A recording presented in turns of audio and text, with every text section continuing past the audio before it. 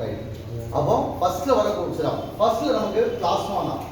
நம்ம எங்கேயாவது ஒரு இடத்துல அடிபட்டோம்னு வச்சுக்கோங்க, ஃபர்ஸ்ட் வெளிப்படக்கூடிய ரத்த அணுக்கள் எதுவுமே வெளிப்படாது. நம்ம ரத்தம் எடுத்துட்டோம்னா 100%ல 60% என்ன இருக்கும்? பிளாஸ்மா இருக்கும், வெள்ளை நிற திரவம். ரைட்டா? அதுக்கப்புறம் பார்த்தீங்கன்னா 40% பார்த்தீங்கன்னா உங்களுக்கு என்னதான் இருக்கும்? இந்த ரத்த சிவப்பணுக்கள், ரத்த வெள்ளை அணுக்கள், ரத்த தட்டுகள். சரியா? அப்ப இப்ப நம்ம அடுத்து என்ன சொல்ல போறோம்னா ரத்த சிவப்பணுக்கள். ரத்த சிவப்பணுக்கள் நமக்கு எப்படி இருக்கும் அப்படிங்கறத ஒரு படம் ஏற்கனவே போட்டுருக்காங்க. ஓகே, ரவுண்ட் வட்டமா இருக்கும். அதுல புறப்பரப்பு நம்ம சொல்லுவோம் இல்லையா, ரவுண்டா சுத்தி வரக்கூடிய ஒரு புறப்பரப்புன்னு நம்ம சொல்லிருக்கோம்ல. அந்த புறப்பரப்புல ஆன்டிஜென் இருக்கும். ஆன்டிஜென்னா என்ன? எதிர்ப்பு பொருள் தூண்டி அப்படின்னு அர்த்தம்.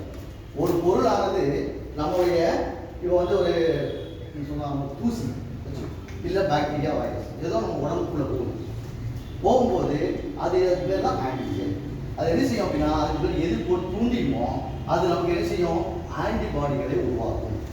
நோய் எதிர்ப்பு இருக்குல்ல, நோய் எதிர்ப்பு திறனை உண்டாக்கக்கூடிய ஆன்டிஜென், எதிர்ப்பு பொருள் தூண்டி நம்ம தமிழ் சொல்லுவோம். ரைட்டா? இப்போ ஒரு பொருள் உள்ள போயிடுச்சுன்னா அதுக்கு எதிராக